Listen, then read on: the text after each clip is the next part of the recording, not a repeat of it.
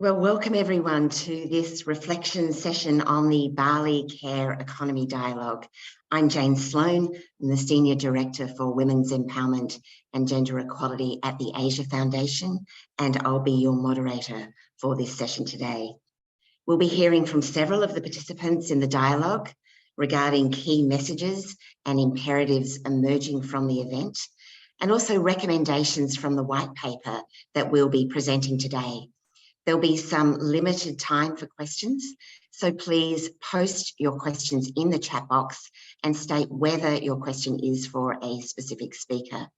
This session is also being recorded, and we'll share the link to this session so that you can share it with your networks after the event.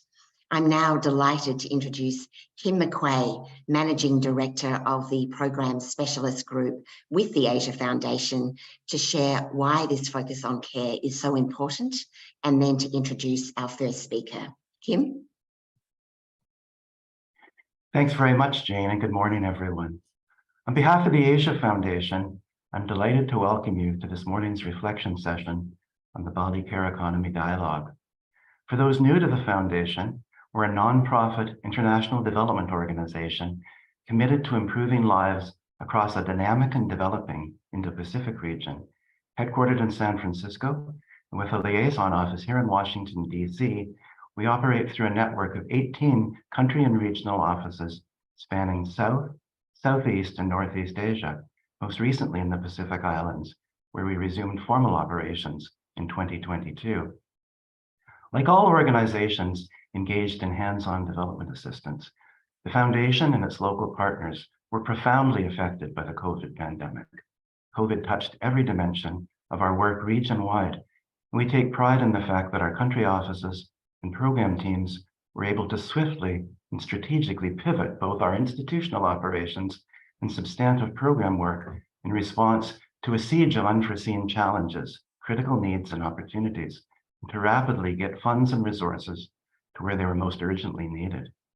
Today's reflection session highlights a particular programmatic pivot and regional imperative of tremendous significance to the Foundation: the care economy, the circumstances of those engaged in paid and unpaid care work, and the importance of care work and the millions of individuals engaged in it to inclusive pandemic recovery and the broader development trajectory of the Indo-Pacific.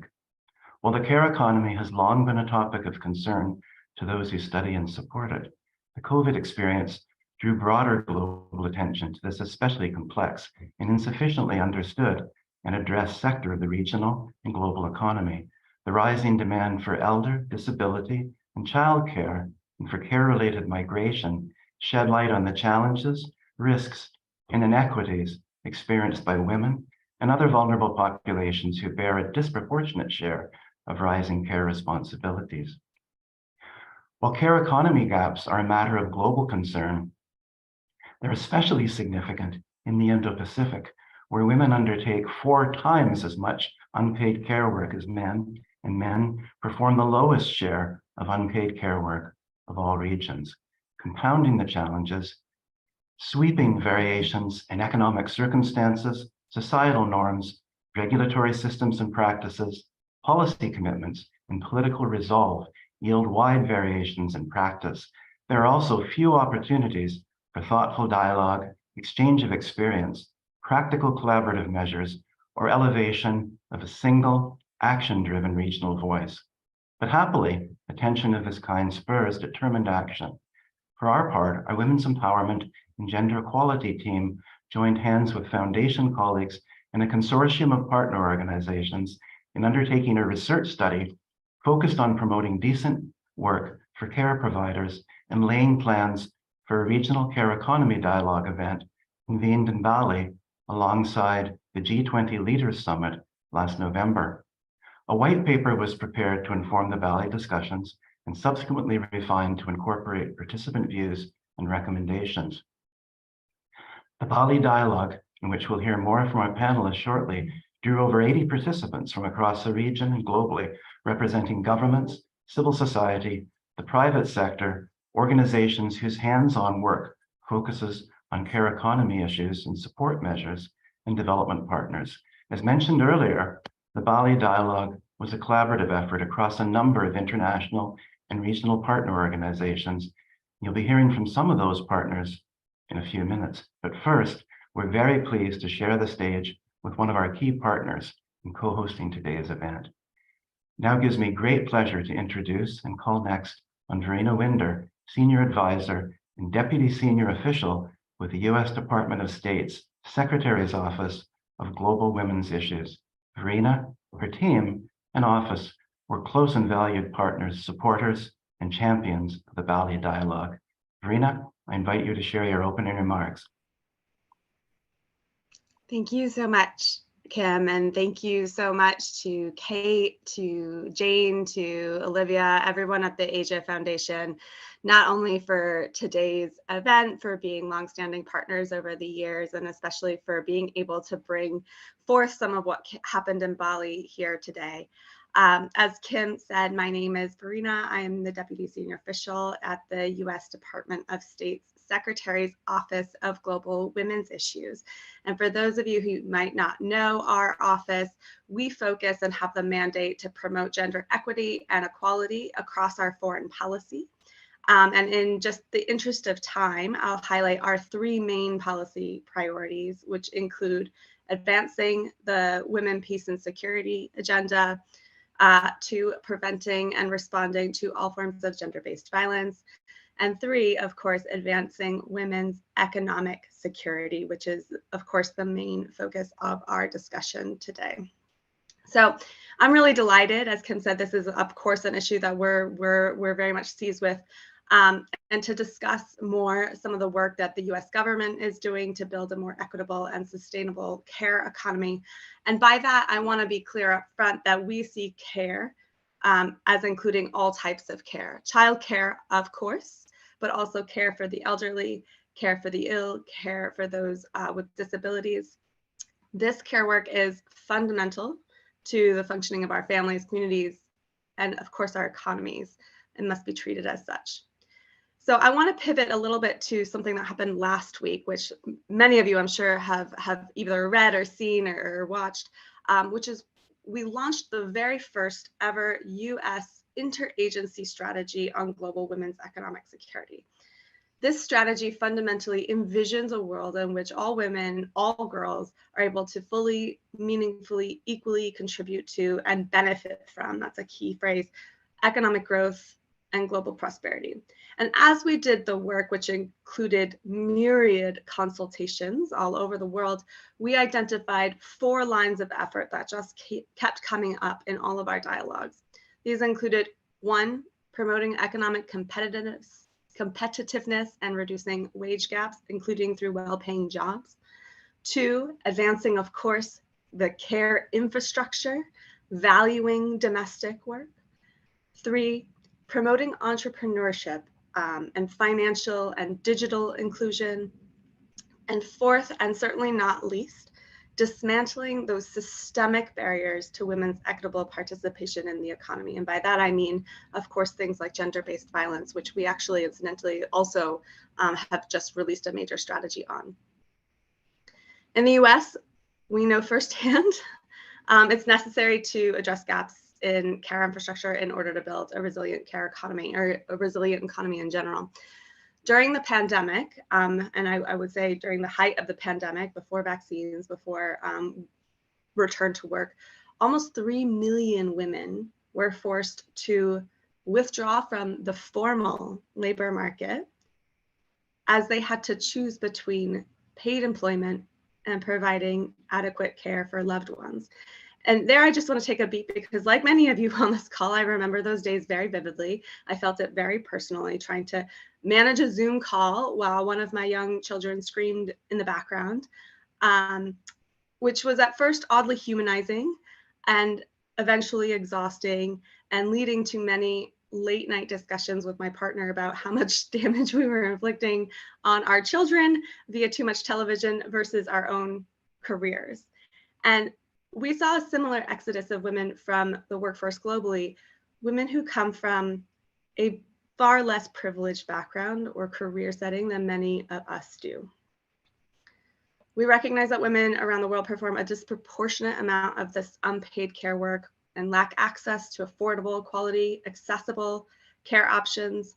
In the US alone, the value of this unpaid care work exceeds 2.5 trillion, which is of course over a tenth of our total GDP.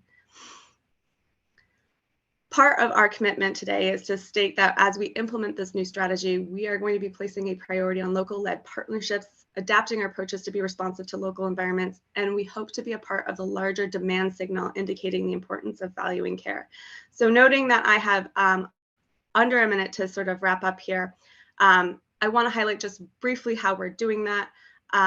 In November, my colleague Bama from USAID, also on the line today, announced our intent to join the Global Alliance for Care. I'm proud to say that the US is now officially an associate member, and I know that Presidente Gassman is on the line today, and I'm really pleased to be hearing from her.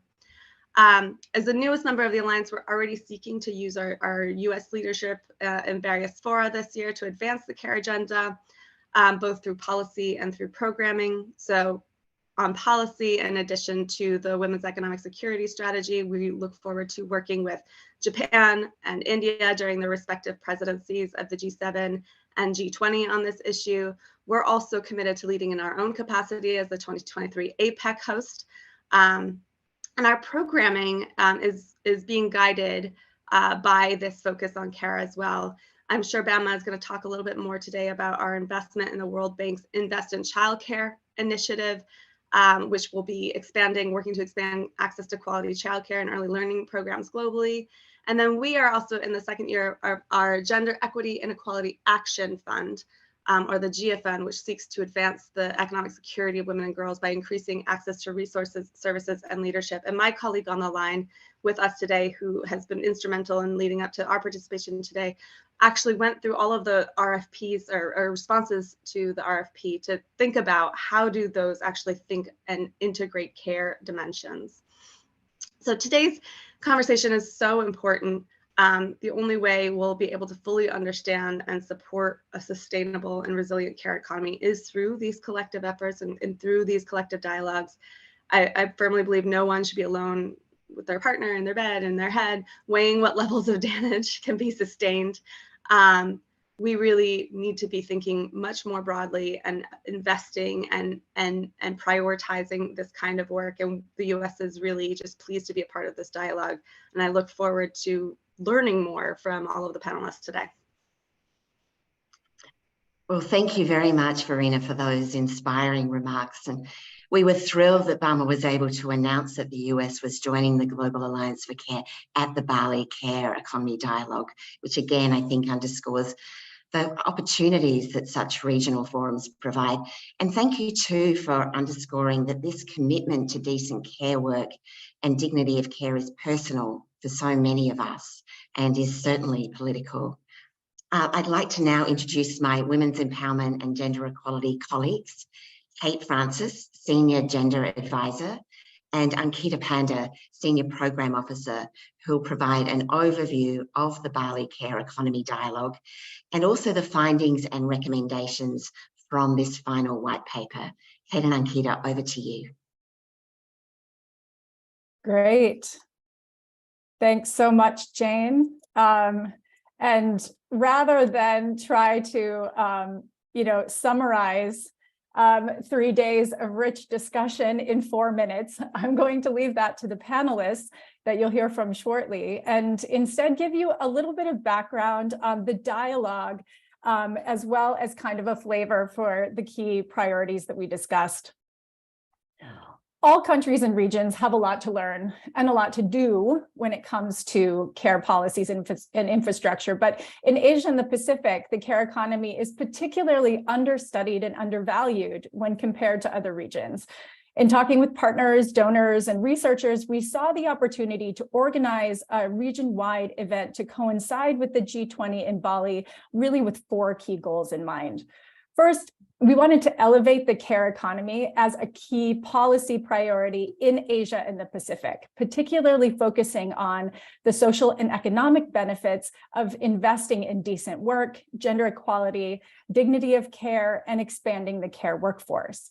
Second, we saw the dialogue as an opportunity to amplify Asia and Pacific perspectives that have so far received little attention at the global level, including extending the focus beyond childcare, as Verena was saying, to a full range of care issues, including elder care, disability care, and particularly care-related labor migration, which is a big issue in our region.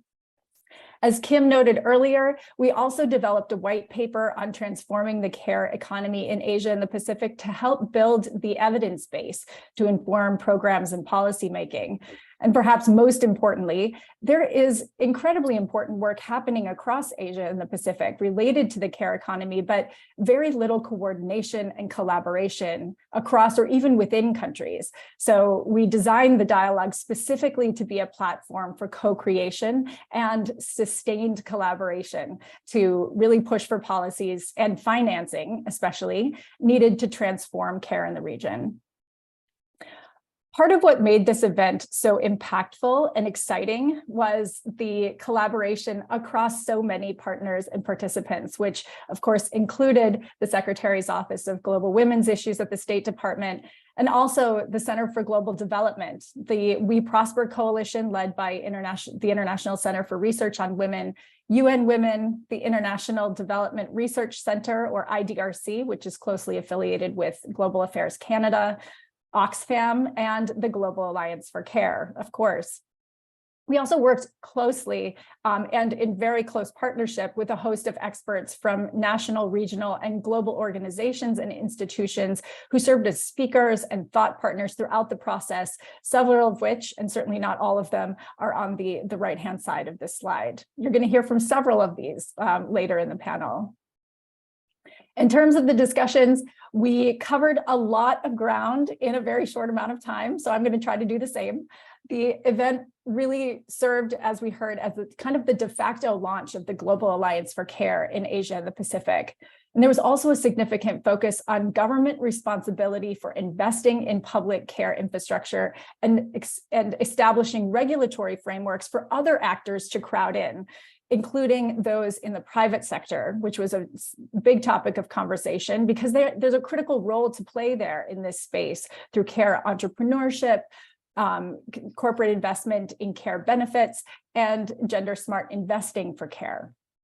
We heard compelling examples of work with men and boys to redistribute care responsibilities as part of a discussion on shifting gender norms around care, and how governments can collect and use gender-sensitive care data to change perceptions and inform care policies. We had a panel that focused specifically on childcare, one on disability and aged care, all of which are very top of mind priorities in the region. And we also heard how the care economy intersects with other priorities like gender-based violence, climate change impact, and elevating women's voice and leadership for policy change. If anyone's interested in delving deeper into the dialogue agenda and the participant bios, please check out the dialogue website, which we'll share in the chat. And since Sumitra Mishra and Megan O'Donnell are going to really discuss our collective agenda for action later in the program, I'm going to now turn it over to my colleague Ankita Panda to provide an overview of the white paper we'll be releasing later today. Over to you, Ankita. Great, thank you so much, Kate. The white paper, which focused on building a resilient care economy in Asia and the Pacific, was guided by a key central policy question, which was how can governments coordinate and catalyze the civil society, the private sector, and families and households to meet society's care needs and ensure justice for all care providers. To do this, we conducted an in-depth literature review, which had 4 primary goals. First, we wanted to better understand existing data on care by identifying key themes, issues, trends, and recommendations across the sector on the care economy. We also wanted to identify key gaps in current research and practices, and also promising opportunities in the care space. We also wanted to identify best practices and recommendations for ensuring a robust care workforce. And finally, we wanted to make sure that the research we were conducting for the literature review would serve as a unique opportunity to inform the agenda and discussions at the Bali Care Economy Dialogue. The process for actually developing the white paper was very collaborative, And we consulted with almost 100 individuals, both partners and experts from the government, civil society, the private sector, and international organizations. The white paper development included 2 critical stages. In the first stage, we developed an initial draft that featured findings from our secondary research process, which we then presented to participants at the Bali Care Economy Dialogue for feedback.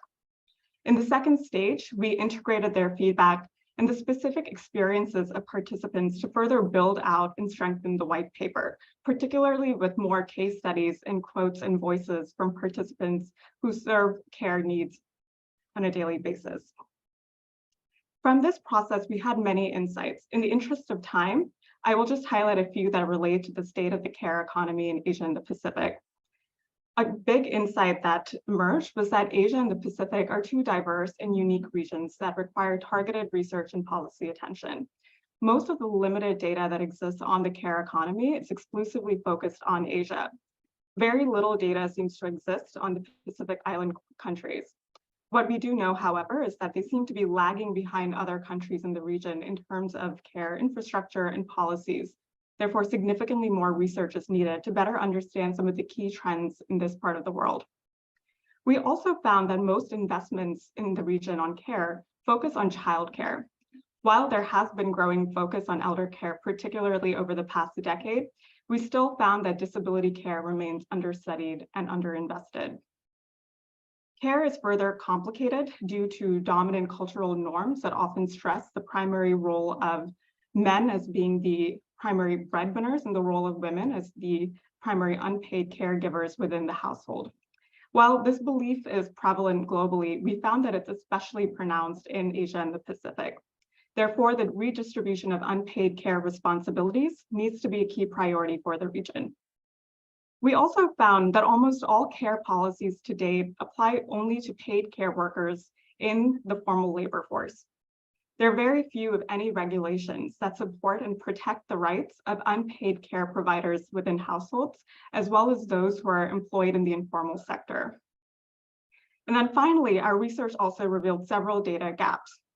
The report elaborates on them in more detail, but one big data gap that emerged was that very little research speaks to the intersecting relationship between the care economy and other sectors, such as gender-based violence or climate change, and more research is needed to understand these relationships.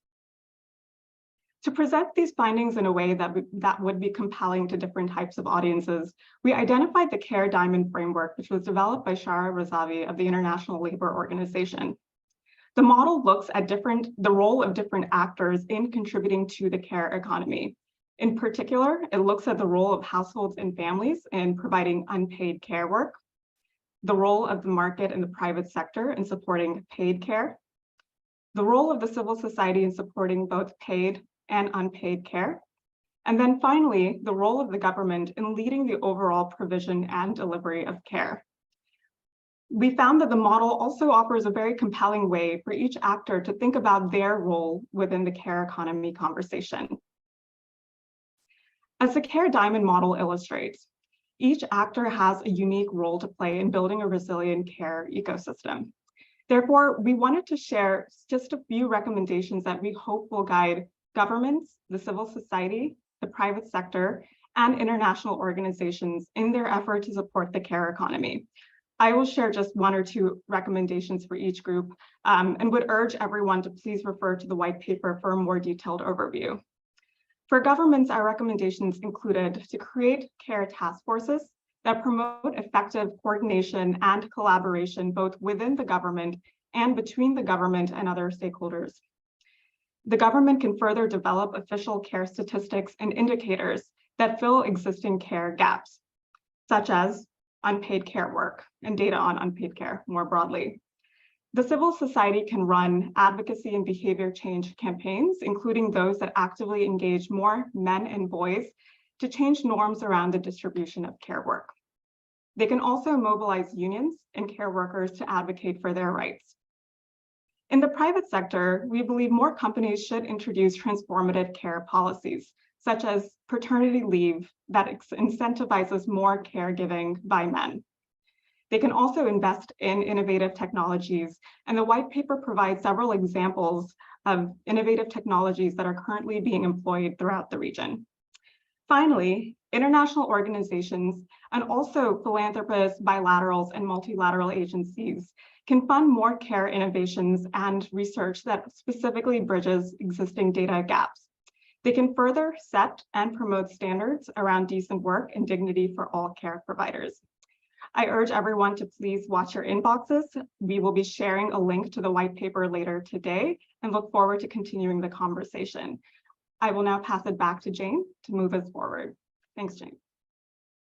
Well, thanks so much, Ankita and Kate. And as you can see, we achieved a great deal at the Bali Care Economy Dialogue, and I really encourage you to read the white paper if you haven't already. And as Ankita said, we'll be sharing that link after the session today. It now gives me great pleasure to introduce the speakers for our reflections panel. And they are Dr. Bama Athreya, Deputy Assistant Administrator for Gender Equality and Women's Empowerment Hub and Inclusive Development Hub with the Bureau for Development, Democracy and Innovation at the US Agency for International Development, USAID. Nadine Guzman, President of Imujeres Global Alliance for Care. Susan Thomas, National Health Coordinator, Self-Employed Women's Association, SEWA. Susan Ninio, co-founder of Love Care. Fish Ip, Regional Coordinator for Asia, International Domestic Workers Federation. And Joshko Wukanayasi, who is the Manager for Inclusive Development, Humanitarian Resilience Development Unit with the Pacific Disability Forum. And so with those fantastic speakers as the lineup, Dr. Bama Athreya, can we start with you? At the Bali Care Economy Dialogue, you highlighted 3 care-related priorities of US foreign assistance: advancing early childhood development, ensuring disability inclusion, and advancing women's labour rights. Could you touch on a few of the initiatives that USAID is supporting under these priorities? And reflecting on your participation at the Bali Care Economy Dialogue, what's one takeaway that you'll apply to your work to advance these priorities? Jane, thank you so much. And thanks to the hosts for today's event. And of course, all of the wonderful organizations that hosted the dialogue in Bali. Such a rich discussion. It's a pleasure to be with everyone today. Again, I'm Bama Athreya, Deputy Assistant Administrator at USAID. Very pleased to have a number of these issues as part of my portfolio. One thing I'll just start with is recollecting that we have strong support for some lines of effort that really we have a unique opportunity to join up here in this care agenda. We have dedicated resources and support on disability rights and inclusion, on gender equality, and I'm going to focus just for a few, the time that I have here on children, and reminder that our work to ensure quality care options for children was given a boost by the passage of the U.S. Global Child Thrive Act of 2021. So we are really in a good moment to expand the work to invest in early childhood care and development. Verena mentioned very briefly our flagship investment that we made in the past year in the World Bank's Investing in Childcare initiative. I'm actually not going to take my few minutes here today to describe that initiative because I think we've publicized that very well, and there's a lot of information available publicly about that signature investment, which I encourage people to take a look at if you'd like to partner with us on that initiative. What I do want to highlight, and this is one of the initiatives that I highlighted at the conference, is our Catalyze EduFinance early childhood care and education activity, which is a new activity. We've identified over $10 million to date to make these investments.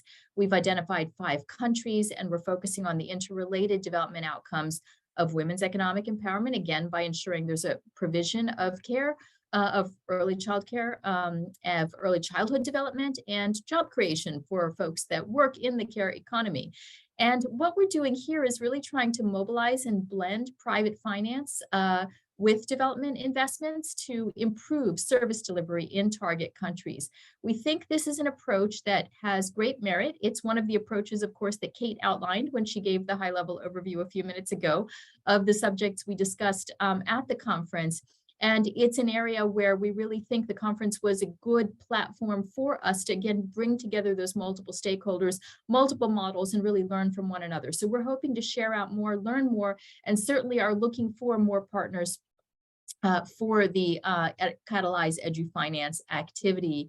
We do think this is an approach that can be applied to other aspects of the care economy as well. And this is one of our takeaways to answer part of your question from the conference, is that the ways in which we're using the Catalyze activity to look at blended finance can be applied to other aspects of the care sector. And so we're going to be looking for ways to test out and learn and share experiences across different aspects of the care economy. The second thing I want to emphasize in the few minutes today is the importance at the conference and certainly to the US government of ensuring that we're engaging with unions and worker representatives. And it's so good to see Fish here at today's event. And one of the things that we discussed and that we've highlighted as part of the new Women's Economic Security Strategy, again, as Verena mentioned, is the importance of ensuring decent work for care workers, decent work in the ILO's framing of that, meaning rights at work, a voice at work, and obviously good income and good job conditions. And so knowing that the care workforce is predominantly female, we'll be looking to see what we can do to improve and create pathways to formality and to decent work for care workers that are in the most precarious parts of the care economy, starting with domestic workers who really are, arguably the most vulnerable of care workers worldwide. We know that many domestic workers around the world are supporting families, they're supporting communities, and so it is important that they are having the empowerment, again, the job security, the security of income and rights at work. And so ensuring decent work for care workers, we believe, has a multiplier effect. It creates economic resilience for the women themselves, their families, their communities, as well as providing, obviously, a very important care option for many families around the world. We are looking at opportunities to partner directly with organizations that represent care workers, and you'll be hearing more about those efforts. One of the spaces that I just am going to do a little promo for here to hear more about these efforts is we are pleased that our Women's Economic Empowerment Community of Practice, which is a group of organizations, a community of practice of organizations and partners worldwide, has hosted a series of webinars on various aspects of work to promote women's economic empowerment and security. And our next upcoming webinar next week is actually going to focus on domestic workers and how we provide greater economic empowerment for domestic workers around the world. So stay tuned. You'll be hearing more about these efforts. Again, we really do appreciate that so many of these lines of effort, which we've been working on, but have been working on in very distinct and somewhat siloed ways, are able to really come together under this care agenda today. Thank you so much. Well, thank you, Valma, and thank you for your sustained commitment to decent care. You're such an incredible leader and strategist in these issues and opportunities to advance care justice. We were so grateful that you were able to be at the Bali Care Economy Dialogue, and so fortunate to have you on this panel today. So thank you. President Guzman, for those who aren't familiar with the Global Alliance for Care, and hopefully there aren't many people who aren't familiar at this stage, can you briefly provide an overview of the Alliance, its members, and also its goals for impact in the years ahead? And if you could also share your reflections on the role that regional efforts like the Bali Care Economy Dialogue can play in increasing care programming and financing at the global level. Thank you, Jane. Thank you very much for hosting this dialogue. First, I want to say good morning or good afternoon to all the organizations and governments that are present in this session. I would like to start thanking the Asia Foundation and the U.S. Department of State's Secretary's Office of Global Women's Issue for inviting me to be part of this virtual reflection session that will provide an overview of the Bali Care Economy Dialogue co-convened with the Global Alliance of Care. And to answer your question, the Global Alliance of Care was launched by the Mexican government through the National Institute of Women and UN Women at the end of the Generation Equality Forum in 2021. 1 year and a half later, the Alliance has now almost 100 members, 98 to be precise, from different sectors and latitude. And we celebrate today that the US government recently has joined the Alliance as an associate member, as Farina said, joining Mexico and many other committed governments. The Alliance voice has been present in the 60s in different areas, and that's one of its objectives, to be present, to bring this issue to the forefront of the policy agenda throughout the world. As we have seen, it's such an important issue that has been there in the feminist agenda for decades, and that with the pandemic became extremely visible and personal. We were in the 66th session of the CSW, the G7 Care Conference, the launching of the Global Child Care Initiative by the US government, the G20 Ministerial Conference on Women Empowerment. We were also present in the 15th ECLAC Regional Conference on Women, at the 77th session of the UN General Assembly, and the Bali Care Dialogues preceding the G20 Leaders Summit. We were there leveraging the global momentum to move towards a new development pattern, the care economy. And I want to say that this is extremely important because we are, through the work we're doing all together, and with this need to be and coordinate and accelerate, shifting the paradigm. What we want to go is from these societies that are so focused on the market to become care societies. With the achievement of the Alliance and the positioning of the care agenda in diverse forums, we have advanced the construction of new ways of making multilateral policy in a horizontal, multi-stakeholder manner, characterized by collective actions, co-creation, that provides space for the voices of various sectors while respecting the interests and priorities of each instance. In the coming years, we will keep working hard, hand in hand with all the members, to enhance the recognition that the Alliance has achieved as a critical actor in the transformation of the care economy. I want to share with you that last November, during the 15th Regional Conference of Women in Latin America and the Caribbean, ECLAC member states adopted the historic Buenos Aires commitment, and I invite you to look into that, that document that is quite groundbreaking.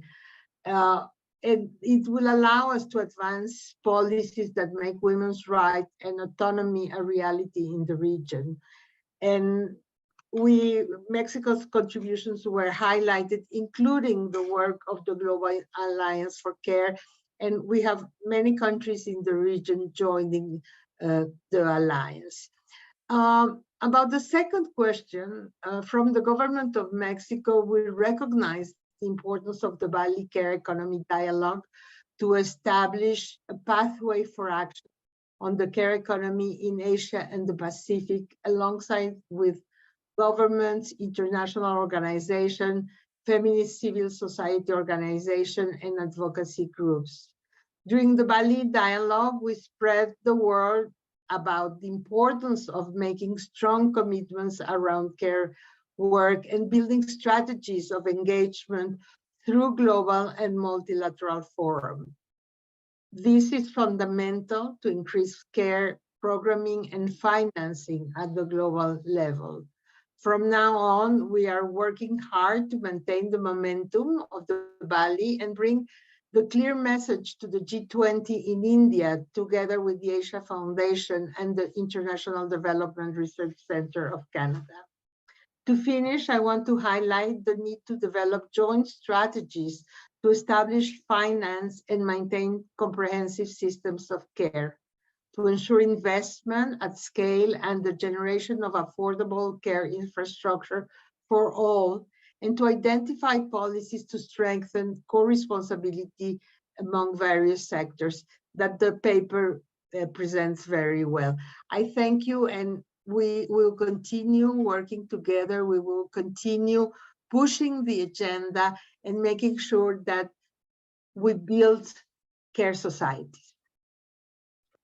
Well, thank you so much, President Guzman. It's really exciting that the Alliance now has almost 100 members, and to imagine what this strong alliance might mobilise with respect to care investment, infrastructure and finance. Susan Thomas, given the experience the Self-Employed Women's Association has in care work, what are your priorities in the coming year, and how should care priorities fit into the agenda of the G20? We've heard from President Guzman about how important the next G20 in India is going to be, and so your perspective is going to be particularly relevant in that respect. Thank you very much, Jane, and thank you for organizing this meeting and this dialogue and follow-up of the Bali Dialogue. I'm so happy to be here. SEWA has been working on care for several decades now. However, the pandemic made us realize that we need to re-emphasize on this and we need to work harder. With this experience, I guess to answer your question, we need to bring this dialogue on care work to the center of all discussions, national, regional, and global discussions. All of us need to come together and talk about it, have the same language, speak the same language. And it's important to find opportunities, find the spaces where we can talk about care work, and that's what we'll be focusing in the coming year. However, more importantly, it is necessary to bring the voices from the ground. We have to ensure that the voices from the ground are heard. The workers, the informal workers, the parents, the people who actually need this, they need to be speaking through social media, they have to come to these kind of consultations. They have to, we have to make small short videos where we can listen to them, have to write stories and case studies on them. That's so important. We heard a while back about evidence. Evidence is so important. We have to start, showing the world why care is so important. We have to demonstrate different workable models on childcare, on elderly care, on disability care. There are several models. SEWA has the model of the cooperative model, and we have shown that how the success of having cooperative model, a model that is the women themselves running these models. It's their model, it's their organization, membership-based organizations, community-based organizations. But at the same time, now if I talk about India, the ICDS program, it's India's flagship ECD program. We have to, in the coming years, what we have to do is we have to make people understand how important this would be. The ICDS would be a space for childcare, and people should use that. People should, use the services across the country. So that is very important. So that's another model we have in India. And there are public and private partnership models available. So all of these different models, how we can demonstrate them, how we can build evidence around that. We have to work together as partners, strengthening partnerships with the government, with the private sector, with the civil society, with the not-for-profits, and work closely with workers' organizations, with unions, work closely with all of them. The focus should be quality care services that are inclusive. We should not leave anybody behind. We have to make sure we reach the last person in the queue. They have to be affordable. Everyone should be able to access these services. And care work, like earlier, like what Bama said, has to be recognized as decent work with minimum social protection should be there. And care work should be now seen as a livelihood option and an opportunity for millions of people across. This should also we have to also make sure that this leads to greater investments in care, greater innovations in care, new models that emerge, because one size doesn't fit all. So we need to come up with different models. India has a lot of experience in care. We have several good examples. And with the G20 leadership, I think it is a great opportunity to lead the way globally and demonstrate ways to prioritize care, not just in India, but across the globe. And that is so important for us to work together, come together, and in the coming months, use the different platforms and work closely with the leadership, work closely with the G20 and the W20 and the L20 and all the 20s, and use that to talk about care. And let's hope that by 2024, we all come back to celebrate something good. Thank you very much. And Happy New Year again. Well, Susan, I hope you can feel the love coming your way, because I think what you shared resonated with so many people. And SEWA has such a strong vision for scaling the kinds of initiatives that make a demonstrable difference to women's lives. We really do need to be directing more care investments to organisations like SEWA. And the points that you've made are so crucial. Invest in national and regional dialogues on care, make care visible, build the evidence base, strengthen partnerships, attract investments to transform care, and so importantly, leave no one behind. So thank you for that. And Susan, Neo, for those who aren't familiar with Love Care, can you tell us more about your business model and how you ensure decent work for the care workers who are employed by Love Care?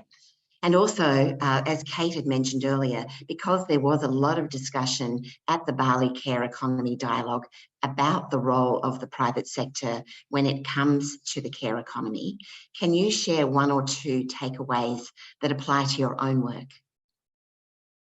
Okay, thank you, Jane. Thank you for having me. It's a pleasure to be here. So Lovecare is the first online marketplace in Indonesia that connects professional care workers with clients who need high quality care. The clients pay commission when they make a successful transactions, which means the marketplace is free to use until then. We believe that quality care and transparency of information play a great role in ensuring the decent work for the care workers and concurrently the decent treatment for the clients. So to ensure that, Lovecare screens every care worker and categorize them into 3 levels: basic, intermediate, and advanced. The higher the level, the higher the pay is. After that, we provide all information needed to both clients and care workers that they have the freedom to choose whoever that fit their preferences. What makes Lovecare unique is that instead of delivering all the information or doing all the matching process manually, we use technology to do the work. We built one app to replace all the redundancy and empower the care workforce to get the information, and also make the matching process is faster, more precise, and reliable. On top of that, we also provide a reward system, a review system, a reporting system, as well as the training program to encourage the care workers to maintain the quality of care. I think that's one of the perks of a private sector company. We are more agile to adapt to ongoing and unpredictable changes in the market. But one of the takeaways at the Bali Care Dialogue that I would like to highlight is private sector cannot work alone, and I do agree with that. Collaboration with local government and other actors in the care economy are equally important. I believe the key here is alignment. Actors at all levels need to be aligned on the common goal to accelerate innovation and changes in providing decent work and equal opportunities for care workers. That's what we have been working on at the moment. We have been working closely with local governments, schools, and organizations to show them it is very possible and doable to provide decent work for care workers in a sophisticated way. Thank you. Well, thank you so much, Susan. And I think the point that you've made about the private sector not being really needing that collaboration with the community sector, with governments, is so important. I think what you've also shared has underscored the impact of COVID-19 in really accelerating the role of technology and digital transformation to connect care workers to those needing care. And the kind of platform that you're using for your own work, I think, is a really good example of that. So we certainly need more investment, both by the private sector and in those kinds of models that are really innovating what's needed in relation to the care economy. And so, Fish Ip, if I can turn to you now, you've talked extensively about care-related labour migration, which is an increasingly important issue across the region, both for sending and receiving countries. And you noted that the Pacific Islands are becoming a sending region, but there are very few protection frameworks in place for workers. Can you tell us more about that and about other care migration trends that you're seeing, including promising solutions for securing decent work and labour protection for migrant care workers? And I notice a question that's also been asked about what you see as some of the most promising current initiatives aimed at increasing labour mobility. Thank you. Good day, good evening. To start, I'd like to pay a tribute to memorize the death of a migrant domestic worker leader in Macau who just passed away due to COVID. Luzvinminda Zapato died at the age of 45. She was asked by her COVID-infected employer to come to take care of their 3 kids during the Luzvinminda's own leave. She loved the kids and she went to work infected with COVID. And after 3 days, she passed away. So despite the love and care, employers are not required by law in the countries, especially the countries of destination, to take care of domestic workers and migrants, even to the minimum, their health and even death of the workers. We are sorrowful and at the same time angry. There have been ongoing mass media reports disclosing the abuses suffered by the domestic workers and actions of the domestic workers as well. And this has raised the continuous concern on the policy and legal gaps on the rights of migrant domestic workers and domestic workers. So there have been ongoing social dialogues and government discussion. There have been many talks by the government on the protecting the rights of the domestic workers. But at the same time, the government initiatives are also very puzzling, meaning there have been pressure to protect the labor rights of the domestic workers, but the increase of the demand for the domestic workers and care workers also increase more in immigration restrictions in restricting the workers' movement. That has increased the vulnerability of the domestic workers. I'm talking about the sponsorship system, the 2-week rules, and the immigration system that tie the domestic workers to the employers, etc. So with that, the little talks by the government, by the Labor Department alone is not enough. So for IWF, it is very important that we all have the same goal, that we ensure the rights of every workers, to ensure that the domestic workers are seen as workers, ensuring their rights to labor rights and also access to justice, and bringing the Labor Department, Women, Immigration, Human Rights Councils, and even Social Welfare Council department together and work under the same goal to ensure the rights, ensure the care for the workers and for the people. And we should make use of make reference of the IO5R framework, recognize, redistribute, reduce, reward, represent domestic workers. So with that, the change of the laws and cultures are important, and change of the law in several countries including South Korea, Taiwan, Hong Kong, that recognize domestic workers as workers, did make a big difference in changing the people's mentality on domestic workers, no more servants and maids. And like Indonesia, the civil society and domestic workers have been able to move the terms from perbandu helpers to pekerja workers. So we must have unions organize voices of the domestic workers, and that is also the wish of the Luzminda Zapata, who has passed away. Ratify C189. That is all from us, from the IDRC, the International Domestic Workers Federation. Thank you.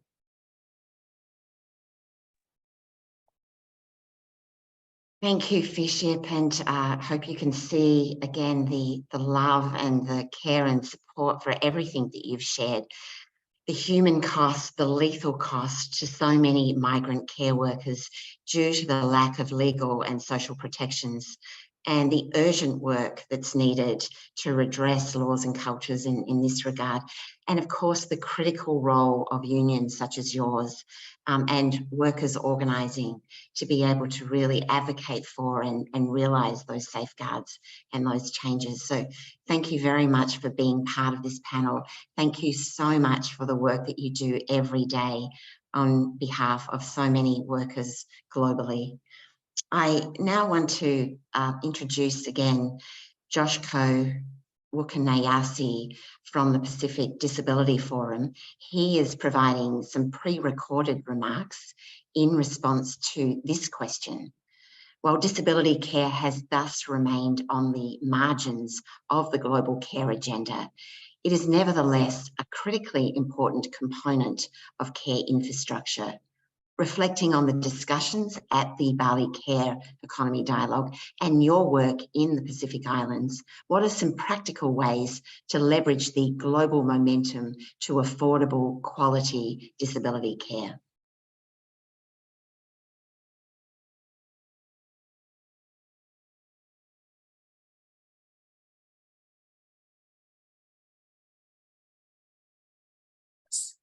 Relevant stakeholders and friends. Acknowledging the invitation and grateful for the opportunity to participate.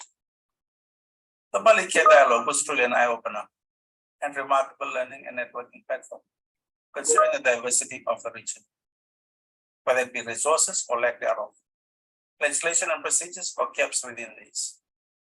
Support systems and support services is the Disability Forum and its 47 member organizations across 32 Pacific countries and territories. Language to define disability care is a precondition for winning and participatory inclusion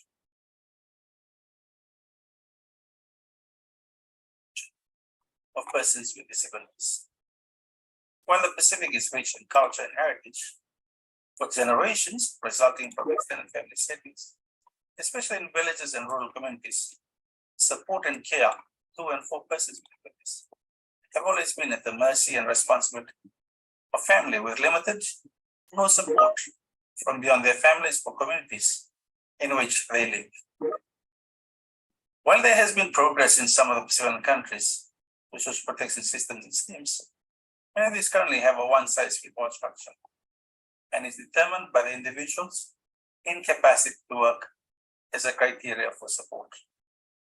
Further to this, it is assessed on the individual disability, mostly without the consideration of cost of care resulting in the support person or carer not receiving any recognition, including remuneration for their contribution of support or care.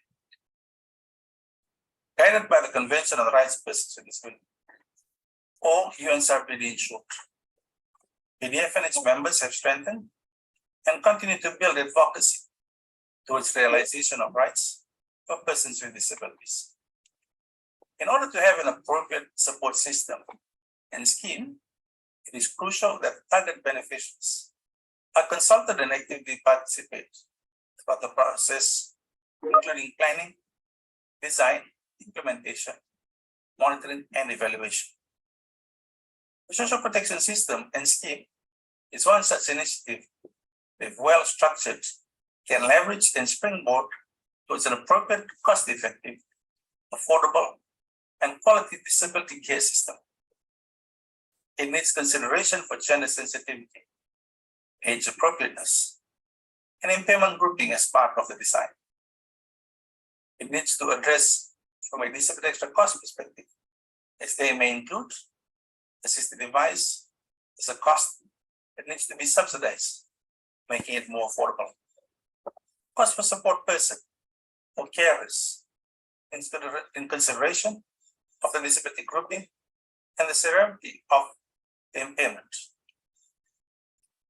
These individuals should also be able to qualify for the mainstream social protection schemes and its purpose, like any other person without disability. It is also important for partnerships with other civil society organizations across the region and globally for learning, information, and data sharing. These include consultative and collaborative engagements, such as the recent Bali Care Dialogue. Outcomes of these collaborative efforts, such as the white paper, is a push in the right direction for appropriate and needed change from the current non-recognizing discriminative norms. Thank you for listening.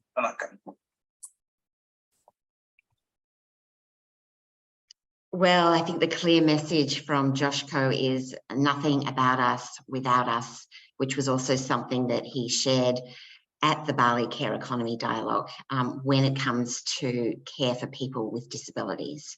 And as he noted, the Bali Care Economy Dialogue and the white paper are really important scene setters for what is needed to transform care, including care norms, as he referenced. So now we have time for a couple of questions to our phenomenal panel of speakers. There is a question that has been asked that I think, Fish, you might be best positioned to respond to, and that is, what do you see as promising initiatives aimed at increasing international labour mobility from the Pacific Island countries to provide decent work in the care economy?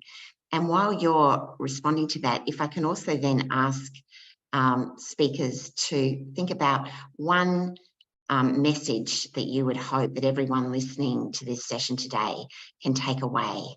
So first, Fiship, if you could just speak to some of the promising initiatives that are aimed at increasing international labour mobility from the Pacific Islands.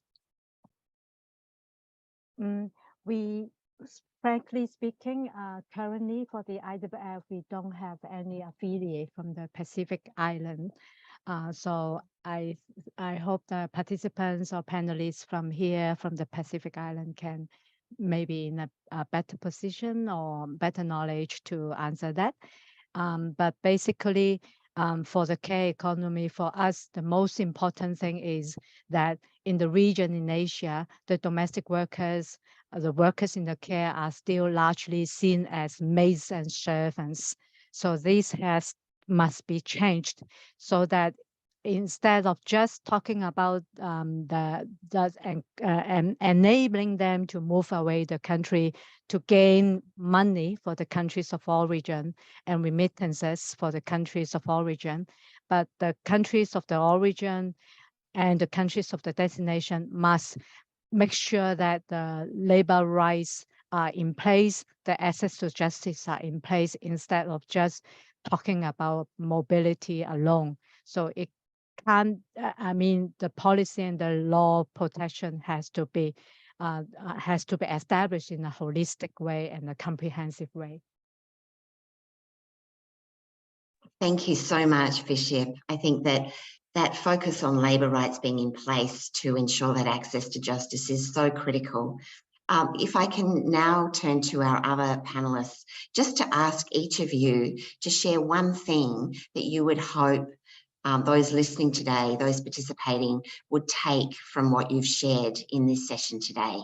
And so if I could start with you, Susan Neo.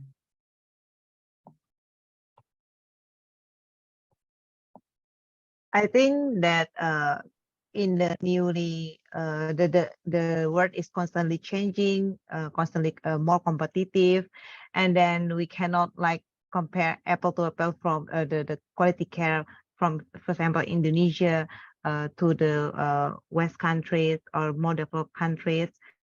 We have our own struggles, we have our own standard. And then what I think we need to do for every actors in each country is that we can reflect what we needed, and also we can put the push the solution that we need, and also align with the culture and also the need in the country itself. So we cannot solve the problem with the same way and the old way. We have to constantly pushing and innovate, and then give the solution so that we can innovate. Thank you. Thank you so much, Susan. Vish, one thing that you would hope everyone would take from this session today, from what you've shared. Yes, in Asia, there is a general and severe lack of public investment and service infrastructure on care and comprehensive social protection. And this is a harm to humanity. Really, we have all to be awake, stop that, stop this harm to the humanity by neglecting care. We must have care for all. It is a basic right for all of us. Thank you, very powerful. President Guzman, one thing that you would hope people would take from today? Well, that we need to build these care societies. I think, as it was said by Philip, it is something we need to do now. To do that, we need to collaborate. We need to have all the stakeholders together, putting the 5 R's at the center of our actions, to make sure that we do it now, that we don't wait ages to do it. I think it's urgent.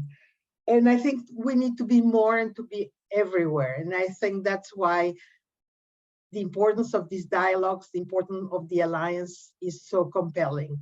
We need to have these spaces to move the agenda and to be everywhere throughout the world with the same message as it has been said. I think you can see how much your messages are resonating with those listening. Mama Athreya, your message to those who are participating today. Yeah, it's very similar to what's been said. I mean, I think we really all need to realize that we need much, much greater investment across the board. And by investment, we don't just mean dollars, we mean attention, we mean policy attention, we mean time to all aspects of the care economy. We are going to benefit. I think Fish has just pointed out some of the dramatic challenges, but this isn't just because we have a crisis. It's also because we have an opportunity. We have an opportunity to reset economies at community levels, national levels, and at a global level in ways that will be an investment in future generations. We will be investing in our children. We will be investing in our communities in ways that will create greater resilience for all of us in future. So this is the moment we encourage as many people as possible to get on the bandwagon. Let's all invest in care. Thank you. That is a call to action, if ever I heard one, and really, again, underscoring the generational commitments that we're talking about. Susan Thomas, your one takeaway for just people. one line: come together, be loud, and speak the same language on care. Thank you. Yes, well, yay, sister. We also have a question for you, Susan Thomas. How did you connect professional caretakers? There's so much applause there. How did you connect professional caretakers with families that need home care? Oh, I think this is for Susan Neo. Oh, yeah. So we provide an online marketplace. We provide a platform where we already created other workforce, and then we connect them to all the locations all over Indonesia.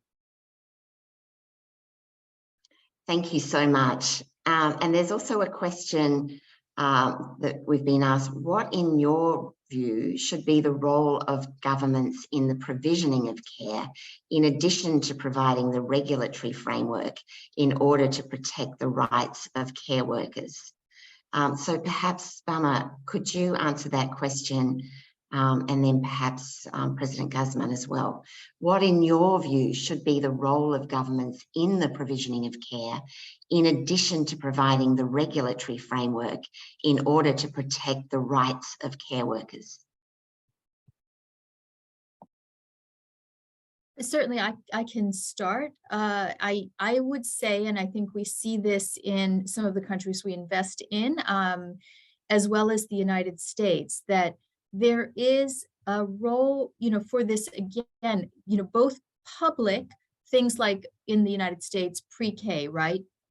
Investments in early childhood education as care providers, and in terms of galvanizing and catalyzing other actors, private sector actors, nonprofit actors, to play a role in this space. And so that is, the policy piece, so to speak, but it also can be blended finance piece. So public provision, blended finance, catalyzing investment through the use of strategic public policy, all of those. There's, also obviously the regulatory piece, which is not quite the intent of the question, I think, but it is very important. Someone has to set standards, both standards for the protection of those in care and standards that are applicable to care workers. So I know, I want to just move this along, so I'll turn it to Nadine to add to that question. Thank you very much. I think it's a very important question. And I think when we say all stakeholders have to be involved, public sector is extremely important in the provision of care work in countries like Mexico. We need to have a mixed package, but it's extremely important that public services are available, because there are many people that cannot afford private or non-profit services. On the other hand, the regulatory framework is extremely important. As you said, as Bama said, to ensure the rights of workers, and we have made some progress in Mexico to formalize domestic workers, and we're working very hard to make it a reality, but also to ensure the quality of the services that are available to the public. So I think when we say this is an issue for all stakeholders, it is to ensure that the regulatory helps and ensures, for example, that there's cooperatives, that there's training, etc. But on the other hand, that we have a system that really works both to ensure the quality of care, get the rights, and free the time of women, which is something we really need to do. Thank you so much. Really important comments there. We have another question on how we maintain and build the coalition between unpaid care providers and paid care providers, domestic workers. And do you see any potential conflicts between their interests? If one of the panelists would like to respond to that.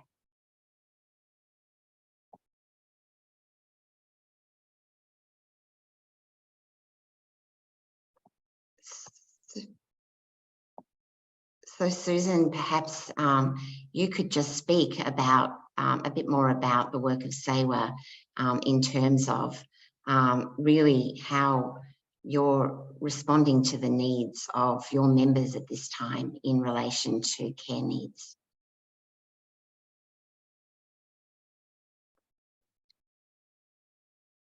Thank you, Jane. As several of you know, we had, SEWA is a trade union, and also we provide these services, different services to our members and to the informal workers through cooperatives. So our model that we have been successful is through cooperatives, owned, managed and used by women themselves. So that really empowers the women. The women, they are the decision makers. They are the care providers, and they provide care to their sisters, their children, the elderly. So we do not have a cooperative for disability care, but we do have 2 cooperatives for childcare and elderly care. So we have different models around that, and that has been successful, and we have learned a great deal from that. So what we are seeing is that, and it's more and more women need that, more and more workers need that. And during the COVID, we saw many of them, just lost their jobs, and they could not go back because there was, their children and the unpaid care work at home.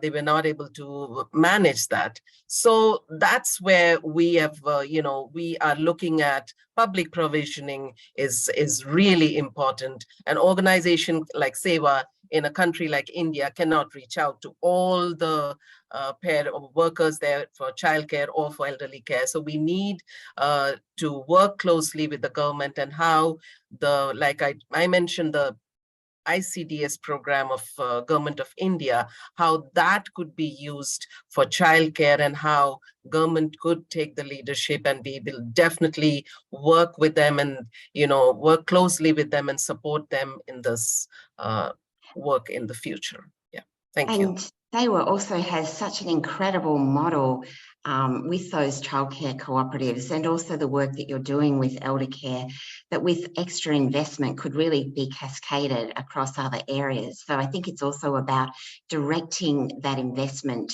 to models that have already been demonstrated to be successful. One final question we have time for Verena. The NGS gives agencies mandates to ensure decent care for care workers at home and abroad. How is their office interpreting this in their work? And what are some of the indicators or results framework that demonstrates dignified and decent care work? If you're able to respond, Verena. Thank you. Yeah, no, so I'm glad that you tied this back to the NGS, because we do have a whole section on metrics, which I would very much encourage. And I think the link to the to the new WES, which builds on the NGS, really speaks to how we're going to be diving into care infrastructure specifically. So I'd break this into what we hope can be our outcomes, which are outlined in the WES. So these include increasing public and private sector investment in care infrastructure, social and legal protections, establishing social and legal protections to improve, exactly as you say, support for caregivers and domestic workers. Building this sort of, and I would put this kind of dialogue in this, building this sort of coalition, collective advocacy, raising education, raising data awareness as a third prong of effort there. And then all of that leading and talking about this as a way to transform social norms around cared work. I think it's, I mentioned earlier that at least in the United States, care work, should we actually value it appropriately, would be about 10% of American GDP, a little bit more than that. But I would argue, and this is just me, Verena Winder, not the State Department, I would argue that actually that 10% of GDP facilitates the ability to do 100% of GDP. In terms of metrics, I can only really speak to the State Department, but we are committed to measuring this both in terms of how are we engaging, because our mandate is diplomacy. How are we engaging? How are we elevating these issues? How many times and how successfully are we able to put this on the agenda in some of our strategic and diplomatic engagements? And by that, I mean both multilaterally and bilaterally. And then because we don't just do G to G work, how are we able to consult and engage with the private sector, with civil society around what this looks like, because we see that as a key part of that social norm changing. But I would highlight both those sort of 4 short-term to medium-term outcomes, and then the way that we will measure that at the State Department is really is tied to our mandate. Thank you so much. That's such a valuable frame and a really great way to end this question session. It's now my pleasure to hand over to Sumitra Mishra, Executive Director for Mobile Creches in India, and Megan O'Donnell, Policy Fellow at the Centre for Global Development and the co-director of CGD's Gender Equality and Inclusion Research Program. And together, they're going to provide the call to action. Thank you, Jane, for this opportunity. Hello, everyone. We walked away from the Bali Dialogue inspired with the collective energy that we all of us felt. And it's so heartening to see that through the lineup of speakers today, that our commitment to push the care agenda continues very high. From the Bali Dialogue, we propose a simple framework for all of us to take into our individual and collective actions. And that's the ASPIRE framework. What does ASPIRE stand for? A, which is awareness amongst parents and communities, right up to decision makers, about the criticality of childcare as an enabler to increase women's economic empowerment and to unlock the early childhood development potential for young children. Hopefully, greater awareness will also challenge the burden of unpaid care work to move towards gender transformative care policies and practices. S from ASPIRE stands for an exponential expansion of good quality, free and affordable childcare that is rooted in the local cultural contexts. In this case, greater services will lead to more lived experiences about the impact of childcare, generating more demand for childcare. P in ASPIRE stands for, of course, equitable and gender transformative policies in the care sector, covering childcare, disability care, and elderly care. Also, it is an opportunity to right the wrong for underpaid and undervalued care workers, a policy that looks at recognizing care as a professional cadre that guarantees decent working conditions.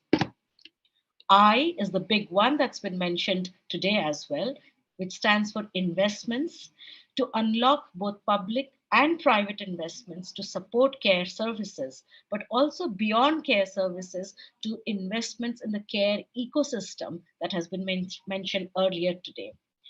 That will make this care a sustained priority. And let's not forget, employers in business communities who are employing women workers to push them for greater investments to commit to childcare as an entitlement for their employees, their workers as well. R in ASPIRE stands for regulation, enabling light touch regulatory mechanisms that supports adherence to quality norms and standards within the care ecosystem. Also, the role of local communities in monitoring of quality standards in a decentralized regulatory framework will be important to sustain quality of care services on the ground. E, another big one that's been mentioned often today, is evidence. And that's not a surprise at all. Evidence for data-driven decisions, from the cost of inaction in 2023 to monetizing the impact of care on economic growth and societal well-being. Of course, needless to say, focus on evidence from the low and middle income countries, which is grossly lacking right now. And finally, I end with another sneaky E, as I would say, that E stands for equity. And Megan, you're smiling because this has been my final one all the time, that we look at equitable policies and practices so that we do not leave the most marginalized women and children out of the discourse of care economy. Thank you very much. And with this, I hand over to Megan, my colleague, and she will give us a very clear set of recommendations as we move forward. Megan, over to you. Thank you so much, Sumitra. You know, I applauded and others did when Susan Thomas earlier said, in order to move the needle on this critical agenda, we all need to start to speak the same language. And I think the Aspire for Care framework that you have developed and so many of us agree with is a way to do just that. I think I want to spend the last few minutes of our time together thinking about what that means for concrete asks in 2023. Knowing that we have such important convenings like the G7, the G20, and APEC ahead of us. And that we will be that much more impactful if we're not just unified in our language, but in what we're asking high-level decision makers to do. So on the investment front, in 2023. We need more multilateral and bilateral investment in this critical issue. On the multilateral front, we have an existing mechanism that others can start to support, following the lead of the US, Canada, Germany, and Australia. The World Bank Invest in Childcare Initiative is a strong starting point that is going to be improving childcare programs and provision in the world's lowest income countries. As Verena started by reminding us, we need to be pushing beyond childcare. So while investments need to flow into that initiative, this is also a starting point for gearing up for the next World Bank IDA replenishment negotiations. We saw the first ever IDA target focused on childcare this past year. Why not start to work in the next IDA replenishment cycle for broader targets on care economy that go beyond children? On the bilateral front, I am so excited to see the US's Women's Economic Security Strategy feature the care economy as such a high-level critical priority, and that there are concrete mechanisms through USAID's GIA fund and the Catalyze EduFinance program for making sure more money is flowing in this direction. Again, we need to start to see other governments take similar actions. Our research at CGD conveys that it is pennies on the dollar going to this agenda, in contrast to things like public health, education, other forms of infrastructure, but we need to start to see that money mobilized for care. We want to see these dollars flow to local actors, these brilliant people that you've heard from today, practitioners, advocates, private sector firms. What better way for G7, G20, and APEC leaders to be investing their dollars than making sure that proven programs led by SEWA, Mobile Creche, Love Care, IDWF are supported at the scale that they need. And then finally, moving outside of the investment channel, many others have spoken to the need for broader policy engagement on this issue, and I couldn't agree more. One way we can look beyond aid is by remembering that so many care workers are migrant workers. Here in the US, where I sit, more than 20% of the care workforce is women who've come from low and middle income countries to provide critical support services to those who need care in our country. And so it's time for us to be opening up these pathways to make sure that people are supported through labor protections, through quality employment, but also making sure that the countries that those women are leaving are also sort of benefiting from those arrangements. So I'd encourage folks to look at CGD's Global Skills Partnership model. I saw there was a question in the chat about how migration policies can support this agenda too. With that, I will end and pass back to you, Jane. Thank you all so much. Well, thank you, Sumitra and Megan, for that powerful call to action and for keeping it real, which I think has really been the case with all of our speakers today. What an inspiring way to end this incredible session. The Aspire for Care framework is so well conceived and relevant, as is what you've outlined for taking this agenda forward. Thank you to our speakers, to our partners, to everyone who participated in this reflection session. We'll be sharing the link to the recording of this session and to this final white paper, and we hope that you'll share them widely to sustain the momentum. There is so much ahead, and hopefully this reflection session has provided a roadmap for our shared action. So thank you again very much for being here today. And good day, good afternoon, good evening.